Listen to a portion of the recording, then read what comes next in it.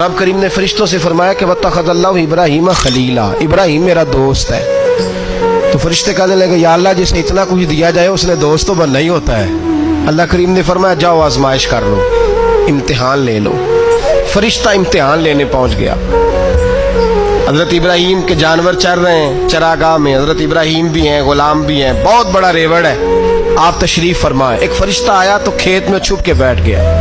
हजरत सैयदना इब्राहीम अलैहिस्सलाम खड़े थे तो वो खेत में बैठ के तस्बीह पढ़ने लगा, सुभान अल्लाह वल्हम्दुलिल्लाह वला इलाहा इल्लल्लाह। हजरत इब्राहीम कहने लगे ये मेरे रब का नाम कौन ले रहा है, बड़ी इसकी मीठी आवाज है, बड़ी कौन है। ढूंढने लगे, घूमते घूमते उसके पास चले गए। फरिश्ता इंसानी शक्ल में, तू मेरे रब का जिक्र कर रहा था?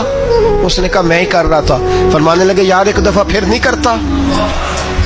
तो कहने लगा इब्राहीम पहले तो मैं अपनी मर्जी से कर रहा था, तू कहता है तो पैसे लगेंगे, पैसे हैं तो कर देता हूं।